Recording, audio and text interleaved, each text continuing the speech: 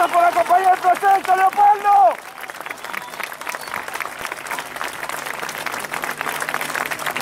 Bueno, le agradezco a todos ustedes que estén aquí en esta plaza en un día no muy apacible.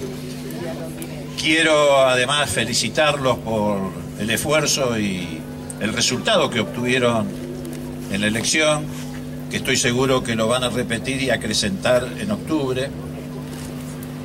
Y bueno, lo más rápidamente posible compartir algunas reflexiones. Recién Hernán nos contaba cómo habían llevado adelante esta operación de manipulación electoral que intentaron el domingo y sobrevoló sobre las razones que llevaron al gobierno a montar ese fraude en términos comunicacionales. Y yo quisiera ahondar un poco en eso, porque me parece que, en primer lugar, fue un hecho muy grave para la democracia. Más allá del daño que nos puede haber producido, porque alguien dijo recién, nos dejaron sin festejo. Pero al margen de eso, le hicieron un daño a la democracia, porque cuando se producen episodios de esta naturaleza, la gente es como que empieza a descreer del sistema democrático, coloca a todos en una misma categoría de tramposos, de manipuladores, y me parece que eso es lo más grave. Pero lo hicieron deliberadamente, no fue ni siquiera una picardía, fue una decisión política que lo llevó a Macri a actuar como Galtieri cuando nos mintió con Malvinas para obtener 2 horas de gloria y después dejar a la Argentina sumida en un estado de escepticismo. Ellos necesitaban fabricar un triunfo que no fue tal. En la provincia de Buenos Aires, como todos sabemos, vota el mayor caudal electoral de todo el país.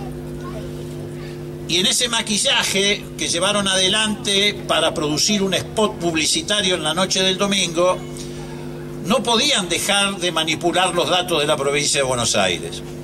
Ellos quisieron dar la sensación, no solamente la sensación, Macri afirmó que habían ganado en todo el país, lo cual no tiene nada que ver con la realidad. En Argentina hubo ese día 24 elecciones y el macrismo perdió en 14 provincias argentinas.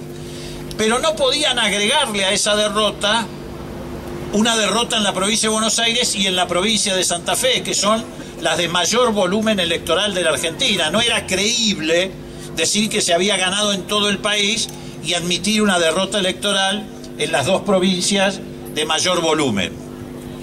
Porque lo mismo que hicieron con Buenos Aires, en ese mismo momento lo estaban haciendo con la provincia de Santa Fe. Cuando Macri se sube a llevar adelante ese circo con Vidal y el Mago Sin Dientes, tratando de hacernos creer que había ganado en todo el país, también estaban reteniendo los votos de la ciudad de Rosario para no admitir que también habían perdido en Santa Fe. Ahora, ¿por qué llevaron adelante esta maniobra? Porque necesitaban que el lunes los diarios hablaran de un triunfo de Cambiemos en toda la Argentina, que hubiera estado empañado si reconocían el triunfo de Cristina. Por lo menos hubieran tenido que compartir el título del diario. ¿Y por qué necesitaban eso?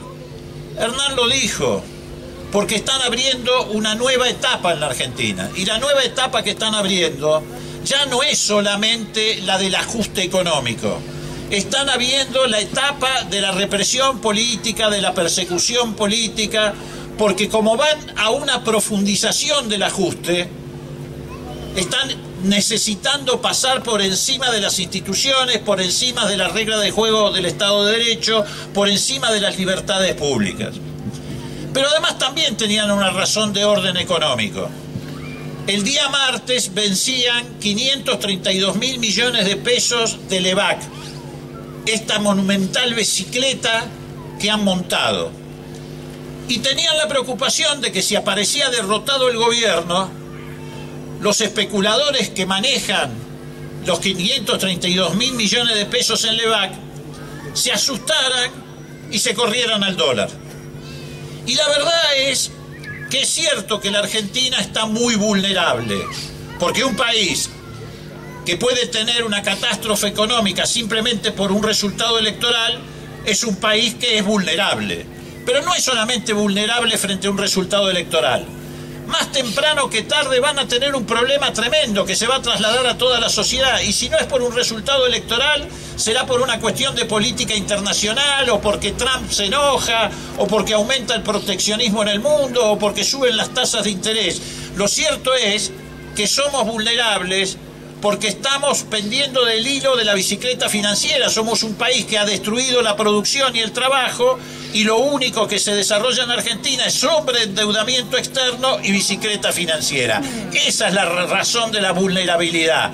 El problema no es que gane Cristina y eso produzca una crisis económica. El problema es que tenemos una economía que ha sido entregada a lo que ellos llaman el mercado, que no es otra cosa que el club de los especuladores financieros. Entonces también necesitaban un título favorable, porque tenían esa espada de Damocles que tenemos todos los argentinos sobre nuestras cabezas. Pero fíjense ustedes, más allá de esto que estamos recapitulando, y que es necesario recapitularlo porque las cosas hay que entenderlas, se ha terminado esa elección hace 15 días o aproximadamente 15 días, y parece que ya hubiera pasado un siglo desde la elección, porque en el medio han ocurrido cosas muy serias, muy graves. Una de ellas, la más grave sin lugar a dudas, es la desaparición forzada de Santiago Maldonado, que en realidad desgraciadamente inaugura también una etapa. Se pasa una raya que cuando se pasa se pone en riesgo las instituciones, se pone en riesgo el sistema democrático.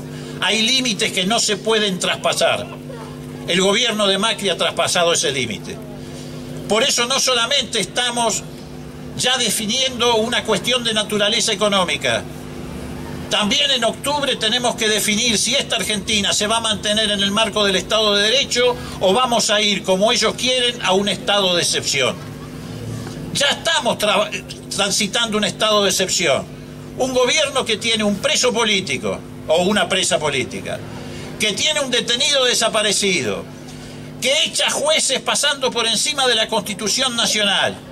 Un gobierno que ha puesto en marcha, con la complicidad de los medios y de un sector del Poder Judicial, una persecución política como la que se está llevando adelante en la Argentina. Ya empieza a ser un gobierno o un estado de excepción y deja de ser un estado de derecho. ¿Y por qué es así? Por lo que decíamos recién, porque viene una etapa de mayor ajuste. Ellos quieren avanzar en una reforma laboral que sea el espejo de lo que pasó en Brasil. Extender las jornadas laborales a 12 horas, ir al marco de contratos precarios o contratos interrumpibles, acceder a la demanda de la industria automotriz, que por ejemplo está planteando que hay que eliminar de los salarios el ítem de la antigüedad, destruir el sistema de seguridad social, entre otras cosas porque necesitan manotear la plata que heredaron de Cristina, porque hablan de la pesada herencia, aunque ya sabemos todos que el problema no es la pesada herencia, sino los herederos, pero la pesada herencia les dejó 60.000 millones de dólares en las arcas del ANSES. Y están necesitando ese dinero, porque la Argentina está en un proceso de creciente endeudamiento, y la deuda hay que pagarla.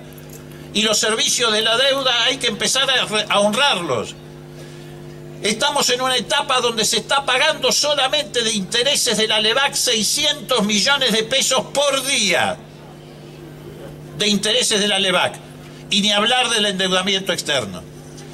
Y además avanzan hacia una reforma impositiva que va a hacer caer el mayor esfuerzo fiscal en las espaldas de los sectores de menores recursos, y le va a aliviar las responsabilidades fiscales a los sectores de mayores recursos. Ahora ustedes se preguntarán, como nos preguntamos todos, ¿cómo van a lograr hacer todo eso? Eso lo podía hacer un gobierno autoritario, una dictadura militar. ¿Cómo van a lograr hacerlo? Ellos tienen en claro cuál es el objetivo. Para alcanzar esa meta necesitan destruir el movimiento obrero organizado, y están en esa tarea. Destruir el movimiento popular argentino. Ya lograron poner de rodillas al radicalismo, ahora vienen por el peronismo. Por eso los que se dicen peronistas pero están siendo funcionales al gobierno no son peronistas, son funcionales al gobierno.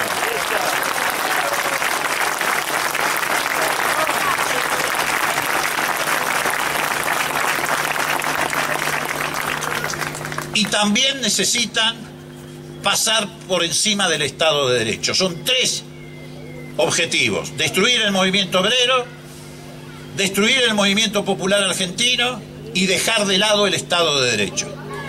Frente a eso tenemos que pararnos quienes estamos en el campo nacional y popular. Pero tenemos que analizar el resultado de esta elección. Recién lo hacíamos informalmente antes de llegar acá. Es evidente que la sociedad argentina se pronunció, 2 de cada 3 argentinos, contra el ajuste. Y lo hizo mayoritariamente por Unidad Ciudadana. Y eso transformó a Unidad Ciudadana en la mejor herramienta en octubre para representar esa masa social que está siendo agredida por las políticas económicas del gobierno. Pero también es cierto que ellos obtuvieron una cantidad de votos que está por encima de lo que la crisis social explicaría en un proceso electoral. En el marco de estas políticas de ajuste es inexplicable desde el punto de vista económico y social que hayan obtenido la cantidad de votos que obtuvieron. Pero ¿eso qué nos revela? Que no estamos solamente librando una batalla en el campo de la discusión económica. Eso nos revela que hay una cuestión de naturaleza político-cultural. El neoliberalismo no es solamente una receta económica, es también una receta política y cultural. Ellos quieren construir otra sociedad, no solamente quieren cambiar en términos de relación económica desde los sectores populares hacia los sectores más concentrados la riqueza. Ellos quieren cambiar esencialmente a la sociedad. Ellos quieren una sociedad piramidal, que fundada en el concepto de la famosa meritocracia, genere una sociedad donde 4 o 5 millones de argentinos vivan bien y 40 millones de argentinos vean todo desde afuera del alambre del country, porque ellos lo hacen desde esa mirada. Nosotros miramos el país en su totalidad, ellos miran el perímetro del country. ¿Y qué es la sociedad de la meritocracia? Todos lo sabemos. Es esa sociedad donde triunfa el que llega en mejores condiciones. ¿Y quién llega en mejores condiciones? El chico que come todos los días, el que nació en una clínica privada, el que se educa en un colegio privado bilingüe y el que incluso termina muerto en un cementerio privado mientras la mayoría de los argentinos no tiene acceso ni siquiera al derecho a saber dónde va a caer muerto. Esta es la realidad de la Argentina que ellos quieren construir. Y esto es lo que le tenemos que hacer entender y es lo más difícil a nuestros compatriotas. Porque es una batalla cultural, es una batalla que se libra en la construcción simbólica que la gente hace de su propia situación y de su relación con el país. Hay que hacerle entender a la gente que no hay ninguna posibilidad de que alguien viva bien si la sociedad no funciona bien. Si la sociedad no tiene una justa distribución de la riqueza, si la sociedad no tiene concepto de solidaridad. Por eso es gigantesca la batalla que libró y que está librando Unidad Ciudadana y Cristina. Enfrentamos los grandes medios de comunicación, enfrentamos el poder de un gobierno que gobierna la nación, la provincia y la ciudad, enfrentamos a los grupos económicos concentrados. Y en agosto, en la elección, Cristina con un celular les ganó esa puja. Porque además hubo una enorme desproporción de recursos. Fue una campaña hecha sobre la base del esfuerzo de los militantes. Y exclusivamente sobre la base del esfuerzo que hicimos en las redes sociales. Todos ustedes caminan las ciudades de la provincia de Buenos Aires, no había una gigantografía, no había una cartelera de Cristina. Trabajamos en esas condiciones y en esas condiciones les ganamos y en esas condiciones les vamos a volver a ganar en octubre. ¿Por qué les vamos a volver a ganar? Porque vamos a multiplicar el esfuerzo. Porque además entendimos, y no de ahora, lo hemos dicho muchas veces, Ellos nos quisieron llevar a una batalla en los medios de comunicación. Minga, nosotros le dimos la batalla en la calle, le dimos la batalla en las fábricas, le dimos la batalla en los lugares de trabajo, en los lugares de estudio.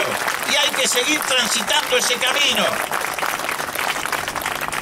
Que a ellos los apoye la Nata, los apoye TN. Lo que nosotros debemos lograr es el apoyo de una sociedad que a poco tiene que ir entendiendo que vamos por el mal camino.